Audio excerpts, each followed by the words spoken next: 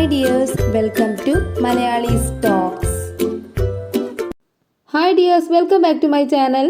Calicut university first semester BCom and BBA മലയാളത്തിൽ കഴിഞ്ഞ വർഷം നടന്നിട്ടുള്ള ക്വസ്റ്റ്യൻ പേപ്പർ ഡിസ്കഷൻ ആണ് നമ്മൾ എടുത്തുകൊണ്ടിരുന്നത്.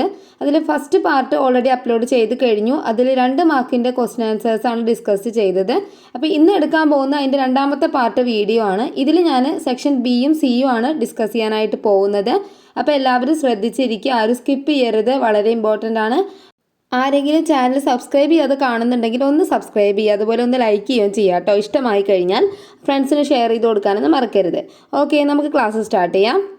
ബി സെക്ഷനിൽ സീലിംഗ് മാർക്ക് വരുന്നത് 35 മാർക്കാണ്. അപ്പോൾ ഇതിനെക്കുറിച്ചൊക്കെ ഡീറ്റെയിൽ ആയിട്ട് തന്നെ ഞാൻ ഫസ്റ്റത്തെ ആ ഒരു പാർട്ട് വീഡിയോയിൽ പറഞ്ഞിട്ടുണ്ട്. അപ്പോൾ ആരെങ്കിലും ആ വീഡിയോ കാണാത്തവരുണ്ടെങ്കിൽ അതിൻ്റെ ലിങ്ക് ഞാൻ ഡിസ്ക്രിപ്ഷനിൽ കൊടുക്കാം. അപ്പോൾ 16ാമത്തെ ചോദ്യം മുതലാണ് രണ്ടാമത്തെ സെക്ഷൻ തുടങ്ങുന്നത്.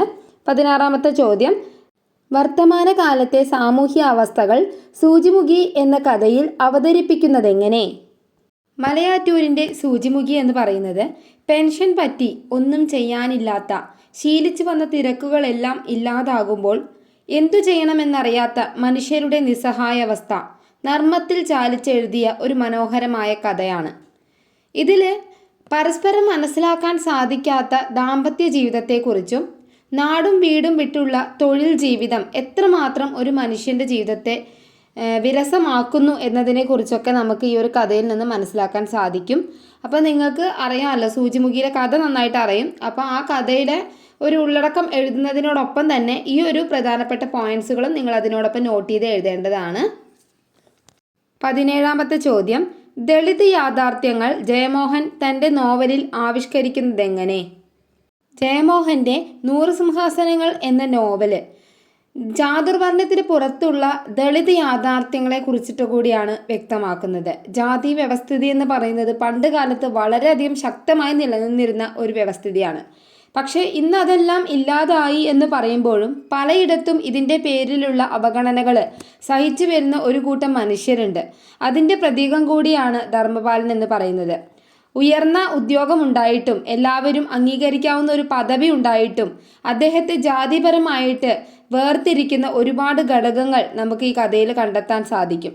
അതുപോലെ തന്നെ മനുഷ്യനെ അശാസ്ത്രീയമായി തരംതിരിക്കുന്ന സംവിധാനങ്ങൾ, അമ്മയും മകനും എല്ലാ നിലയ്ക്കും തകർക്കപ്പെടുന്ന ഒരു മനുഷ്യരാണ് ദളിത് വിഭാഗം എന്ന് പറയുന്നത്. 100 സിംഹാസനങ്ങൾ എന്ന ഈ നോവലിലൂടെ ദളിത് വിഭാഗം അനുഭവിക്കുന്ന അവഗണനയുടെ നേർചിത്രം നമുക്ക് ഇതിലൂടെ കാണിച്ചു തരികയാണ്. ഈ ഒരു നോവലിലൂടെ നോവലിസ്റ്റ് കാണിച്ചു തരികയാണ് ചെയ്യുന്നത്. 18ാമത്തെ ചോദ്യം: നീലിമ ഒരു ദുരന്ത കഥാപാത്രമാണോ എന്ന് വിലയിരുത്തുക. മാനസിയുടെ ഒരിതൾ എന്ന കഥയിലെ കേന്ദ്ര കഥാപാത്രമാണ് നീലിമ. സ്ത്രീ മനസ്സിൻ്റെ വിവിധ കോണുകളുടെ ഒരു കഥാവിഷ്കാരം തന്നെയാണ് മാനസിയുടെ ഒരിതൾ എന്ന ഈ കഥ. ഇതിൽ നീലിമ, ബാലു എന്നീ വ്യക്തികളെ കുറിച്ചിട്ട് ഇവിടെ പറയുന്നുണ്ട്. അവരുടെ മാനസിക ഭാവങ്ങളെ പിടിച്ചെടുക്കാനുള്ള ഒരു കഴിവ് നമുക്ക് ഈ കഥയിൽ കാണാം. അതുപോലെ സ്ത്രീകളുടെ ഒറ്റപ്പെടലിനെ കുറിച്ച്, മഹാസങ്കടങ്ങളെക്കുറിച്ച്, അവർ നേരിടുന്ന അവഗണനയെക്കുറിച്ചെല്ലാം ഈ കഥ ആവിഷ്കരിക്കുന്നുണ്ട്. ആ കഥയുമായി ബന്ധപ്പെട്ട കാര്യങ്ങൾ നിങ്ങൾ എഴുതുന്ന സമയത്ത് ഈ പോയിന്റ്സ് കൂടി അതിൽ വരാൻ പ്രത്യേകം ശ്രദ്ധിക്കണം. 19ാമത്തെ ചോദ്യം: ഫോക്ക് സംസ്കാരത്തിൻ്റെ അംശങ്ങൾ കുടക് യാത്രയിൽ ആവിഷ്കരിക്കുന്നതെങ്ങനെ? N. പ്രഭാകരൻ്റെ കുടക് കുറിപ്പുകൾ എന്ന യാത്രാ വിവരണത്തിൽ കുടകരുടെ ദൈവസങ്കല്പത്തെക്കുറിച്ചും സാംസ്കാരികമായ പ്രത്യേകതകളെക്കുറിച്ചും അവിടുത്തെ കാഴ്ചകൾ, ഗ്രാമങ്ങൾ, വഴിക്കാഴ്ചകൾ, പ്രകൃതി, സ്ത്രീ പുരുഷന്മാർ, പാരമ്പര്യമായ കലാരൂപങ്ങൾ, കൃഷിയുമായി ബന്ധപ്പെട്ടിട്ടുള്ള കാര്യങ്ങൾ തുടങ്ങിയിട്ടുള്ളവയിലെല്ലാം തന്നെ ഈ ഫോക്ക് സംസ്കാരത്തിൻ്റെ അംശങ്ങൾ നമുക്ക് കാണാൻ സാധിക്കുന്നുണ്ട്. ഫോക്ക് സംസ്കാരത്തിൻ്റെ ഏറ്റവും നല്ലൊരു ഉദാഹരണമാണ് പത്തായ മുത്തശ്ശിമാരെന്ന് പറയുന്നത്. അതുപോലെ തന്നെ നമ്മുടെ മന്തപ്പൻ എന്ന മനുഷ്യനായി പോയിട്ട് കതിവനൂർ വീരൻ എന്ന ദൈവമായി മാറിയിട്ടുള്ള ആ ഒരു രൂപം. അപ്പോൾ അങ്ങനെ കുറേ കാര്യങ്ങൾ ഇതിൽ വരുന്നുണ്ട്. അപ്പോൾ അതൊക്കെ നിങ്ങൾക്ക് എടുത്ത് എഴുതാവുന്നതാണ്.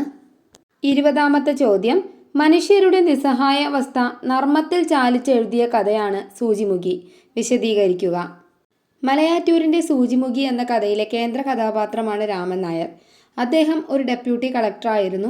റിട്ടയർഡ് ആയതിനു ശേഷം എന്ത് ചെയ്യണമെന്നറിയാത്ത ഒരു മനുഷ്യരുടെ പ്രതീകമാണ്. അതായത് തിരക്കുകളെല്ലാം ഒഴിഞ്ഞപ്പോൾ ഇനി എന്ത് ചെയ്യണം എന്നറിയാത്ത ഒരു അവസ്ഥയിലായിരുന്നു അദ്ദേഹം ഉണ്ടായിരുന്നത്. അതുപോലെ അദ്ദേഹത്തിൻ്റെ ദാമ്പത്യ ജീവിതമാണെങ്കിൽ അത്ര നല്ലതായിരുന്നില്ല. അതായത് ഭാര്യ എപ്പോഴും കുറ്റം പറയുകയും ഒരു അസ്വാരസ്യങ്ങൾ അവരുടെ ഇടയിൽ ഉണ്ടായിരുന്നു എന്നാണ് പറയുന്നത്. പിന്നെ നാടും വീടും ഒക്കെ ഉപേക്ഷിച്ചാണ് അദ്ദേഹം ജോലിക്ക് വേണ്ടിയിട്ട് വേറൊരു സ്ഥലത്ത് സ്ഥിരതാമസമാക്കിയത്. അപ്പോൾ അവിടെ നിന്നും ആ പോന്നിട്ടുള്ള അദ്ദേഹം സ്വന്തം നാടിനെ മുഴുവനായിട്ട് ഉപേക്ഷിച്ച് കളഞ്ഞ പോലെയായിരുന്നു. യാതൊരു ബന്ധവും നാടുമായിട്ട് ഉണ്ടായിരുന്നില്ല. ഇങ്ങനെയെല്ലാം മനുഷ്യരുടെ നിസ്സഹായാവസ്ഥയാണ് രാമൻ നായരിലൂടെ നമ്മുടെ കഥാകൃത്ത് അവതരിപ്പിച്ചിരിക്കുന്നത്. 21ാമത്തെ ചോദ്യം. എൻ്റെ മഹാപ്രയത്നം മുഴുവൻ എൻ്റെ മിടുക്കാണെന്ന് ഞാൻ അഭിമാനിക്കുന്നില്ല. ആര്? സന്ദർഭം എന്ത്? എസ് ഗുപ്തൻ നായരുടെ സ്വാതിയുടെ സന്നിധിയിൽ എന്ന ലേഖനത്തിൽ നിന്നാണ് ഈ ചോദ്യം വന്നിരിക്കുന്നത്. സ്വാതി തിരുനാൾ രാജ്യത്തിന് ചെയ്തിട്ടുള്ള നന്മകളെന്ന് പറയുന്നത് വളരെ വലുതാണ്. സംഗീതപരമായിട്ട് ഒരുപാട് പ്രശസ്തി നേടിയിട്ടുള്ള ഒരു വ്യക്തിയാണ് അദ്ദേഹം. ഈ കാര്യങ്ങളെല്ലാം തന്നെ ലേഖകൻ സൂചിപ്പിക്കുന്ന സമയത്ത് അദ്ദേഹത്തിൻ്റെ മറുപടിയാണ് ഇവിടെ സന്ദർഭമായി കൊടുത്തിരിക്കുന്നത്. ഇത് പറഞ്ഞിരിക്കുന്നത് നമ്മുടെ സ്വാതി തിരുനാൾ രാജാവാണ്. അദ്ദേഹം പറയുന്നത് കാലമാണ് തന്നെ ഇങ്ങനെയൊക്കെ ചെയ്യിപ്പിച്ചത് എന്ന് സൂചിപ്പിക്കുകയാണ്. 22ാമത്തെ ചോദ്യം. ആത്മപ്രതീതമായ സൗന്ദര്യവാദത്തെ ലേഖകൻ സംക്ഷേപിക്കുന്നതെങ്ങനെ? ഈ ചോദ്യം MP പോളിൻ്റെ സൗന്ദര്യത്തിൻ്റെ അധിഷ്ഠാനം എന്ന ലേഖനത്തിൽ നിന്നാണ് വന്നിരിക്കുന്നത്. നമുക്കറിയാം ആ ലേഖനത്തിൽ 2 വാദഗതികളെ കുറിച്ചാണ് പറയുന്നത്, ആത്മപ്രതീതവും വസ്തുപ്രതീതവും. ഇതിൽ സഹൃദയത്വം നിർവചിക്കാൻ നമുക്കൊരിക്കലും സാധ്യമല്ല. സൗന്ദര്യ ആസ്വാദനത്തിൻ്റെ 2 ഘടകങ്ങളാണ് ഈ ആത്മപ്രതീതവും വസ്തുപ്രതീതവും. നമ്മൾ ആസ്വദിക്കുന്നത് ആസ്വദിക്കപ്പെടുന്നതൊക്കെയാണ് ഇതിൽ വരുന്നത്. ആത്മപ്രതീതം എന്ന് പറയും നമ്മൾ മനസ്സുകൊണ്ട് ആസ്വദിക്കുന്നതിനെ കുറിച്ചാണ് പറയുന്നത്. ഈ ഒരു പാഠഭാഗത്തെക്കുറിച്ച് നന്നായി അറിയണമെന്നുണ്ടെങ്കിൽ ഞാൻ എൻ്റെ ചാനലിൽ ഓൾറെഡി അപ്ലോഡ് ചെയ്ത് കഴിഞ്ഞിട്ടുണ്ട്. അപ്പോൾ നിങ്ങൾക്ക് വേണമെങ്കിൽ അത് കാണാവുന്നതാണ്. അപ്പോൾ നിങ്ങൾക്ക് കുറച്ചുകൂടി അത് മനസ്സിലാക്കാൻ സാധിക്കും. കുറച്ചുകൂടി ഷോർട്ടായിട്ടാണ് ഞാൻ അതിൽ കൊടുത്തിരിക്കുന്നത്. ഓക്കെ, അപ്പോൾ ഇനി അടുത്ത ചോദ്യം എന്ന് പറയുന്നത് 23ാമത്തെ ചോദ്യമാണ്. അപ്പോൾ ഇത് ഈ സെക്ഷനിലെ ഏറ്റവും അവസാനത്തെ ചോദ്യമാണ് കേട്ടോ. സ്വാതിയുടെ സന്നിധിയിൽ എന്ന ലേഖനത്തിൻ്റെ ഭാവതലം വ്യക്തമാക്കുക. അപ്പോൾ ഈ ചോദ്യം ഗുപ്തൻ നായരുടെ സ്വാതി തിരുനാളിൻ്റെ സന്നിധിയിൽ എന്ന ലേഖനത്തിൽ നിന്ന് വന്നതാണ്. ഇവിടെ സ്വാതി തിരുനാളിൻ്റെ കൊട്ടാര അവശിഷ്ടങ്ങളിൽ നോക്കിയിട്ട് പോയ കാലത്തെ ഓർമ്മിക്കുകയാണ് നമ്മുടെ ലേഖകൻ. അവിടെ രാജാവിൻ്റെ ചിത്രത്തിന് ജീവൻ വെച്ച് വരുന്നത് പോലെ ഒരു തോന്നൽ അദ്ദേഹത്തിന് ഉണ്ടാവുകയാണ്. അങ്ങനെ അവർ തമ്മിലുള്ളൊരു സംഭാഷണമാണ് അവിടെ നടക്കുന്നത്. ഒരുപാട് കാര്യങ്ങളെക്കുറിച്ച് അവർ അവിടെ സംഭാഷണം നടത്തുന്നുണ്ട്. അപ്പോൾ അതിലൊക്കെ ആ ഒരു ഭാവതലം നമുക്ക് വ്യക്തമായിട്ട് കാണാൻ സാധിക്കും. അപ്പോൾ അതിൽ നിങ്ങൾ ആ സമ്മറി എഴുതുന്നതിനോടൊപ്പം തന്നെ അതിലെ പ്രധാനപ്പെട്ട പോയിന്റ്സുകൾ കൂടി നോട്ട് ചെയ്യാൻ മറക്കരുത്. B സെക്ഷനിലെ ക്വസ്റ്റ്യൻ ആൻസേഴ്സ് അവസാനിച്ചിരിക്കുകയാണ്. ഇനി C സെക്ഷൻ essay ക്വസ്റ്റ്യൻ്റെ സെക്ഷനാണ്. ഇതിൽ 4 ക്വസ്റ്റ്യൻസാണ് കൊടുത്തിരിക്കുന്നത്. 2 എഴുതിയാൽ മതി. 24ാമത്തെ ചോദ്യം. സംസ്കാരത്തിൻ്റെയും ഭൗതിക സാഹചര്യങ്ങളുടെയും വെളിയിൽ നിൽക്കുന്നവരുടെ ജീവിതം 100 സിംഹാസനങ്ങളിൽ ആവിഷ്കരിക്കുന്നത് എങ്ങനെ? അപ്പോൾ ഈ ചോദ്യം എന്ന് പറയുന്നത് 100 സിംഹാസനങ്ങൾ എന്ന നോവൽ നന്നായിട്ട് വായിക്കുക. അതിൻ്റെ സമ്മറിയാണ് നിങ്ങൾ എഴുതേണ്ടത്. ഫസ്റ്റ് ഒരു ഇൻട്രഡക്ഷൻ കൊടുത്ത് വേണം നിങ്ങൾ എഴുതാനായിട്ട്. അത് ആരാണ് എഴുതിയത്, അപ്പോൾ അതിനെക്കുറിച്ച് ഒരു ചെറിയ ഇൻട്രഡക്ഷൻ കൊടുക്കുക. പിന്നെ അതേപോലെ തന്നെ നിങ്ങൾ ഒരു ഹെഡിങ് ഒക്കെ വെച്ച് എഴുതുകയാണെങ്കിൽ കുറച്ചുകൂടി നല്ല മാർക്ക് കിട്ടാൻ നിങ്ങളെ സഹായിക്കും. പിന്നെ 25ാമത്തെ ചോദ്യം എന്ന് പറയുന്നത് കുടകരുടെ സാംസ്കാരികമായ പ്രത്യേകതകൾ N പ്രഭാകരൻ ആവിഷ്കരിക്കുന്ന വിധം വിവരിക്കുക. അപ്പോൾ ഇതിൽ കുടക് കുറിപ്പുകൾ എന്ന യാത്രാ വിവരണത്തിൽ കുടകരുടെ ഒരുപാട് സവിശേഷതകളെ കുറിച്ച് പറയുന്നുണ്ട്. അതായത് അവരുടെ ജീവിത രീതികളെക്കുറിച്ച്, തൊഴിൽ സാഹചര്യങ്ങളെക്കുറിച്ച്, അങ്ങനെ ഒരുപാട് കാര്യങ്ങൾ പറയുന്നുണ്ട്. അപ്പോൾ അതെല്ലാം നന്നായിട്ട് വായിച്ചിട്ട് അത് മൊത്തത്തിൽ എഴുതി വയ്ക്കാണ്ട് അതിലെ പ്രധാനപ്പെട്ട പോയിന്റ്സുകൾ നോക്കി അത് മനസ്സിലാക്കി എഴുതി വയ്ക്കാനാണ് ശ്രദ്ധിക്കേണ്ടത്. പിന്നെ അടുത്ത ചോദ്യം എന്ന് പറയുന്നത് 26ാമത്തെ ചോദ്യം. മതവും മതങ്ങളും എന്ന ലേഖനത്തിൽ ശ്രീനാരായണ ഗുരുവിൻ്റെ ആശയങ്ങളെ അഴീക്കോട് ആവിഷ്കരിക്കുന്നത് എങ്ങനെ? അപ്പം മതവും മതങ്ങളും എന്നുള്ള ആ ലേഖനത്തിൽ 2 വാദഗതികളെ കുറിച്ച് പറയുന്നുണ്ടായിരുന്നു. ഒരു ജാതി, ഒരു മതം, ഒരു ദൈവം, മനുഷ്യന്. മതം ഏതായാലും മനുഷ്യൻ നന്നായാൽ മതി.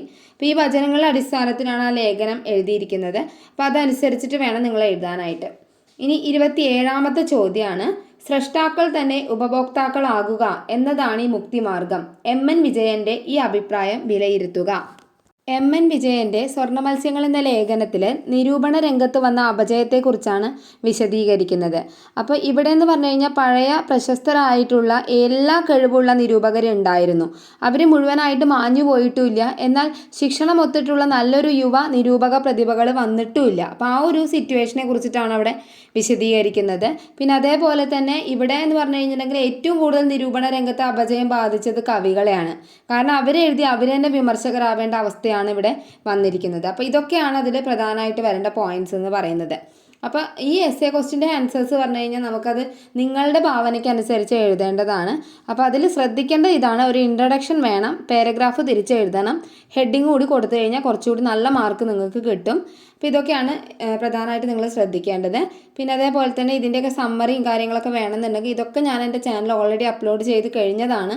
നിങ്ങൾക്ക് വേണമെന്നുണ്ടെങ്കിൽ അതിൻ്റെ പ്ലേലിസ്റ്റിൻ്റെ ലിങ്ക് ഞാൻ ഡിസ്ക്രിപ്ഷനിൽ കൊടുക്കാം. അപ്പോൾ നിങ്ങൾക്ക് അതിലെ എല്ലാ ചാപ്റ്റേഴ്സും നിങ്ങൾക്ക് മനസ്സിലാക്കാനായിട്ട് സാധിക്കും. ഇനി നോട്ട്സ് വേണമെന്നുണ്ടെങ്കിൽ അത് ടെലഗ്രാം ചാനലിൽ ഞാൻ അപ്ലോഡ് ചെയ്തിട്ടുണ്ട്. അതിൻ്റെ ലിങ്കും ഞാൻ ഡിസ്ക്രിപ്ഷനിൽ കൊടുക്കുന്നുണ്ട്. അപ്പോൾ ഇതൊക്കെയാണുള്ളത്. ഓക്കെ, ഇനി ഇമ്പോർട്ടൻ്റ് ആയിട്ടുള്ള വളരെ കുറച്ച് ക്വസ്റ്റ്യൻസ് ഉൾപ്പെടുന്ന ഒരു വീഡിയോ ഞാൻ ഉടനെ ചെയ്യുന്നതാണ്. അപ്പോൾ കഴിഞ്ഞ തേർഡ് സെം എക്സാമിനേഷന് ഞാൻ അതിലൊരു 20 ക്വസ്റ്റ്യൻസ് ഇട്ടിട്ടുണ്ടായിരുന്നു. 13 ക്വസ്റ്റ്യൻസാണ് അതിൽ നിന്നും യൂണിവേഴ്സിറ്റി എക്സാമിന് ചോദിച്ചിട്ടുള്ളത്. അപ്പോൾ അത് എനിക്ക് വളരെ സന്തോഷമുണ്ടാക്കിയ കാര്യമാണ്. അതുകൊണ്ട് ഇതുപോലെയുള്ള ക്വസ്റ്റ്യൻ ആൻസേഴ്സ് നിങ്ങളുടെ എക്സാമിന് വേണ്ടിയിട്ട് ഞാൻ ചെയ്യുന്നതാണ്. അപ്പോൾ എല്ലാവരും അത് കാണാൻ മറക്കരുത്. എല്ലാവരും ടെക്സ്റ്റ് വായിച്ചിട്ട് പോവുക. കാരണം കഥ മനസ്സിലാക്കി മാത്രം പോയി കഴിഞ്ഞാൽ ഈ 2 മാർക്കിൻ്റെ ക്വസ്റ്റ്യനൊക്കെ നിങ്ങൾക്ക് ബുദ്ധിമുട്ടുണ്ടാവും. അപ്പോൾ ടെക്സ്റ്റ് വായിച്ച് പോയി കഴിഞ്ഞ് കഴിഞ്ഞാൽ നിങ്ങൾക്ക് ഒരു ബുദ്ധിമുട്ടും ഉണ്ടാവില്ല, നന്നായി എക്സാം എഴുതാൻ സാധിക്കും. ഓക്കെ, അപ്പോൾ താങ്ക് യു ഫോർ വാച്ചിങ്. എല്ലാവരും എൻ്റെ ചാനൽ സബ്സ്ക്രൈബ് ചെയ്യുക, ലൈക്ക് ചെയ്യുക, ഷെയർ ചെയ്യുക.